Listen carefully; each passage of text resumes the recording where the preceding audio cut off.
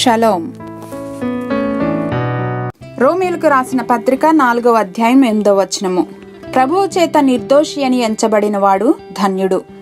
Blessed is the one who sin the Lord will never count against them. ఓ judge కుమారుడు తప్పు చేసి బోనులో నిలవబడినప్పుడు జడ్జి తన కుమారుడే కదా అని అనుకూలంగా జడ్జిమెంట్ ఇవ్వలేడు, శిక్షించను లేడు.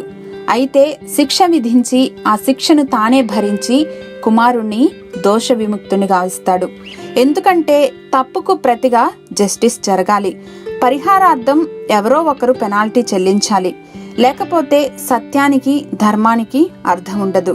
మరి దేవుడు ప్రేమామయుడు. అదే సమయంలో హీఈస్ గాడ్ ఆఫ్ జస్టిస్. న్యాయాన్ని ఖచ్చితంగా జరిగించే దేవుడు. దేవుడు ప్రేమను న్యాయమును సమతూకంలో ఉంచగలరు. అంతేకాని ఎల్లప్పుడూ తప్పులు చేస్తూ దుర్మార్గతలో ఉన్నవారిని ప్రేమిస్తూ పోరు. మనమంతా విలువలు కలిగిన జీవితం కలిగి జీవించాలనేది దేవుని ఆశ. కాబట్టి శిలువ మరణం ద్వారా మనిషి తనకు తానుగా సంపాదించలేని నీతిని దేవుడు మనకు ఉచితంగా అనుగ్రహించారు. తద్వారా పాపానికి శిక్ష పడింది. మరణాన్ని జయించడం ద్వారా తిరిగి మనకు గొప్ప నిరీక్షణను ఇచ్చారు. క్రీస్తేసుని మరణ పునరుద్ధానముల ద్వారా మనమంతా ఉచితంగా నిర్దోషులంగా మార్చబడ్డాం. హల్లెలూయా.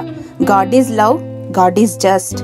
దేవా, ఎటువంటి క్షమాభిక్షకు అర్హులము కాదు, కానీ మాకు మీరు అనుగ్రహించిన క్షమాపణకు, నా తప్పులకు మీ ప్రియకుమారుని రక్తమును క్రయధనంగా చెల్లించి మాకు అనుగ్రహించిన ఈ గొప్ప రక్షణకు వేవేల వందనాలు యేసు నామములో సమర్పిస్తున్నాం తండ్రి. ఆమెన్.